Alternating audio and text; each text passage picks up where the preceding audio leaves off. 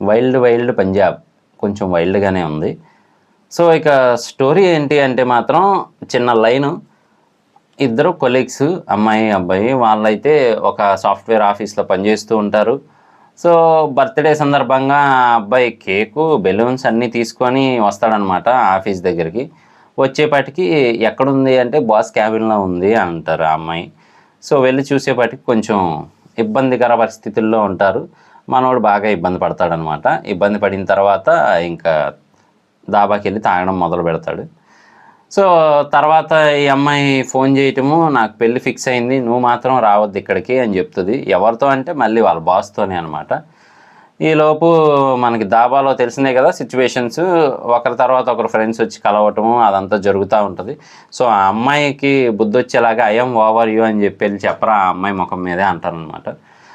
ఈ దారిలో ఆ అమ్మాయి దాకా వెళ్ళేదాకా ఈ దారిలో ఏదైతే జరుగుతుందో అదే స్టోరీ లాగా మనకి కన్వర్ట్ అవుతూ ఉంటుంది సిచ్యువేషన్స్కి. సో మొత్తానికైతే అక్కడికి వెళ్ళి ఆ అమ్మాయితో చెప్దాం అనుకునే టైంలో ఇంకొక ఇన్సిడెంట్ జరుగుతుంది. ఏంటి అంటే వాళ్ళ బాస్ మళ్ళీ ఇంకో అమ్మాయితో పెళ్లి పెట్టుకొని ఇంకో అమ్మాయితో మళ్ళీ డిఫరెంట్గా అయితే ఉంటాడనమాట. సో అదే అమ్మాయి చూస్తుంది, పెళ్లి కూతురు చూసి మళ్ళీ ఇతని దగ్గరికే వచ్చి ఇతనితో అంటదనమాట, వీళ్ళందరికీ తెలిసేలాగా చెప్పు, మన ఇద్దరం పెళ్లి చేసుకుందాం మళ్ళీ అని చెప్పి అంటదనమాట. సో మరి మొత్తానికి మనోడు ఆ అమ్మాయి ముఖం మీద చెప్పాడా లేదా, నువ్వు నాకొద్దు ఐఎమ్ ఓవర్ యూ అని, అలాగే ఇంకా నీతో నాకే సంబంధం లేదనే టైప్లో చెప్పాడా లేదా అనేది స్టోరీ అనమాట. మధ్యలో అయితే మాత్రం బాగా కామెడీని ట్రై చేశారని చెప్పచ్చు. కొన్ని సీన్లు అయితే బాగానే పండాయి, కానీ కొన్ని సీన్లు మాత్రం మనకు అంతగా నవ్వు తెప్పించవు. సో మొత్తం అంతా ఆ పంజాబ్ సరౌండింగ్స్లోనే తీస్తారు. సో ఓవరాల్గా అయితే మాత్రం మూవీలో అక్కడక్కడ ఏ రేటెడ్ కంటెంట్స్ కూడా ఉంటాయి.